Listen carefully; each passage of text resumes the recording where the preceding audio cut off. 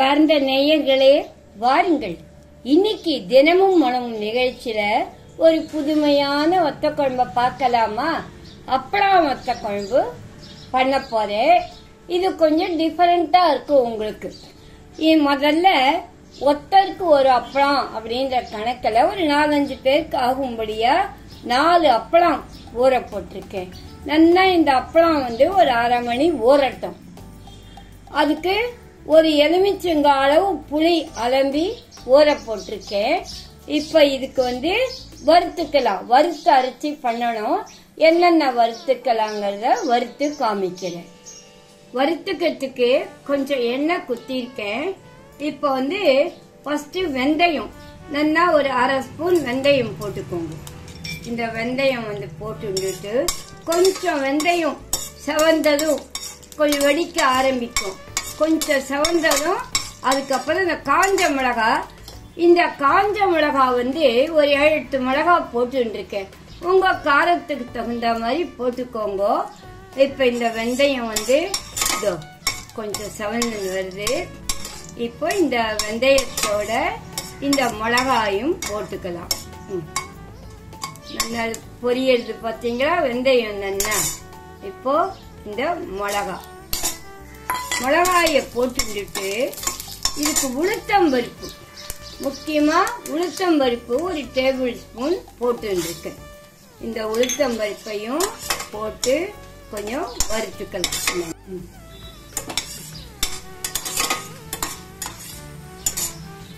இப்ப இதுக்கு கொஞ்சம் பெருங்காயமும், இப்ப கொஞ்சம் பெருங்காயம் குழம்பு கொதிக்கும் போது கொஞ்சம் பெருங்காயம் போட்டுக்கலாம், வறுத்துக்கலாம். இது வறுத்து எடுக்கச்ச இதோட இந்த தேங்காய் போட்டா ரொம்ப நல்லா இருக்கும். இந்த உளுத்தம்பருப்பும் சமந்துட்டு பாருங்க. நல்லா உளுத்தம்பருப்பு சமந்துட்டு இப்போ இந்த தேங்காயும் போட்டு நல்லா வதக்கி எடுத்துடலாம். இத வதக்கிட்டு மிக்சியில அரைச்சிக்கலாம். இது அரைச்சிக்கிற வேலை போது நம்ம புளிய கரைச்சி ஒரு 2 டம்ளர் புளி ஜலம் வரும்படியா நம்ம அரைச்சி எடுத்துக்கலாம். இப்ப ஆஃப் பண்ணிட்டேன். இப்போ இத நல்லா அரைச்சி எடுத்துக்கலாம். இப்ப இதை அரைக்கும் போது இந்த அப்பளத்தையும் சேர்த்து இத நம்ம அரைச்சி எடுத்துக்கணும்.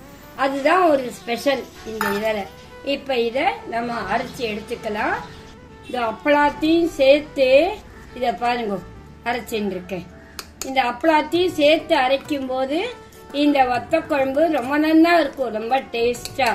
இப்ப இத ஒரு பாத்திரத்துல எடுத்து வச்சுக்கலாம். எப்பவுமே வத்த குழம்புக்கு நல்லெண்ணெய் தான் வச்சுப்பேன். அப்பதான் நல்லா வாசனையா இருக்கும், குழம்பு டேஸ்டாவும் இருக்கும். கொஞ்சம் நல்லெண்ணெய் வச்சுட்டு இருக்கேன். இப்ப எண்ணெய் காஞ்சதும் இதுல கடுகு போடலாம். கடுகு வெடிக்கட்டும். கடுகு இப்போ வர கடுகெல்லாம் வெடிக்கவே மாட்டேங்கிறது. என்ன கடுகோ தெரியல. இப்பெல்லாம் கொஞ்சம் எண்ணெய் காஞ்சாலே படப்படப்படன்னு வெடிக்கும். இப்போ அந்த கடுகு வெடிக்கிறதுக்கு லேட் ஆகுது. இந்த கடுகு வெடிச்சதும் மறுபடியும் முழு மிளகாய கிள்ளாத அப்படியே போட்டுக்கோங்க. 2-3 மிளகா போட்டுருக்கேன் நான். கடுகு வெடிச்சுட்டு மிளகா 3, இந்த கடலைப்பருப்பு உளுத்தம்பருப்பு 2 திருமாறதுக்கு. வத்த குழம்புனாலே பருப்புகள் திருமாறினாதான் நல்லா இருக்கும். அதனால அதை போட்டிருக்கேன் நான். இப்ப இது கொஞ்சம் பருப்பு செவந்ததும் இதோ பாருங்க, இதோ கறிவேப்பிலை போட்டுக்கலாம். கறிவேப்பிலை போட்டு விட்டேன். கறிவேப்பிலை போட்டு விட்டதுக்கு அப்புறம் இந்த புளி கரைச்சி வச்சிருக்கேன் பாருங்க, அதை சேருங்க. இப்ப இதுல மஞ்சப்பொடி, மிளகாப்பொடி. என்ன இவ்வளவு மிளகா போடுறீங்களே என்ன? இது முழு மிளகா தான் அரைக்கிறது. இந்த கொஞ்சம் ஒரு 1/4 ஸ்பூன் மிளகாப்பொடி எடுத்து வச்சிருக்கேன். வத்த குழம்புக்கே காரம் இருந்தாதான் டேஸ்டா இருக்கும். அதனால இப்போ எல்லாம் கொஞ்சம் இந்த புளி தண்ணி ஒரு கொதி வரட்டும். அதுக்கப்புறம் இந்த அரைச்சி வச்சிருக்கிறத அதை சேர்க்கலாம். இப்ப பெருங்காயம் வாசனைக்கு நல்லா, எப்பவுமே குழம்பு இந்த மாதிரி கொதிக்கச்சதான் வாசனையா இருக்கும். உப்பு, இதுக்கு தேவையான அளவு உப்பு எடுத்து வச்சிருக்கேன். அந்த உப்பையும் போட்டு இப்ப இந்த புளி தண்ணி கொஞ்சம் ஒரே ஒரு கொதி வந்தா போதும். ஏன்னா அப்பதான் இந்த புளியோட வாசனை. உங்களுக்கு வேணும்னா இந்த புளிய கொஞ்சமா இது பண்ணி ஊற வச்சுட்டு அதையும் அரைச்சிடலாம் நம்ம வறுத்ததோட. அப்ப இன்னும் நல்லா இருக்கும் டேஸ்டா. அது நான் அது வேண்டான்னுட்டு தனியா கரைச்சி வச்சுட்டேன். எப்படி வேணாலும் பண்ணலாம். ஆமாசத்துல வத்த குழம்பு டேஸ்டா இருக்கும். நிறைய பேர் என்ன பண்ணுவா, இந்த அப்பளம் வத்த குழம்பு கொதிக்கும் போது அப்பளத்தை இது பண்ணி உடைச்சி போட்டுருவா, பச்சை அப்பளத்தை. நான் அப்படி இல்லாம இப்படி பண்ணா டேஸ்டா இருக்குங்கிறதுனால உங்களுக்கு இப்படி பண்ணி காமிக்கிறேன்.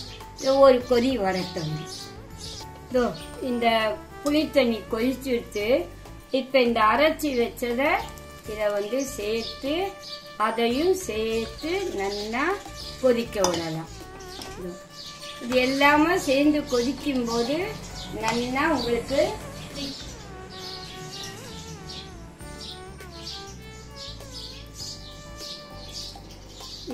எதுவுமே கொஞ்சம் கொதிச்சாதான் நல்லா இருக்கும்.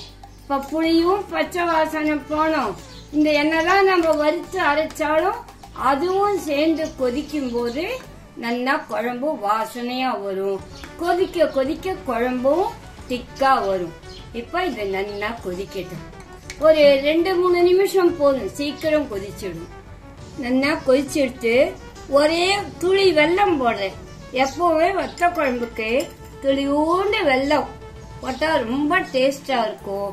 அதனால ஒரு பிஞ்சு போட்டிருக்கேன். இப்ப பாருங்க நல்லா ஒத்து எப்படி குழம்பு திக்கா வந்திருக்கு.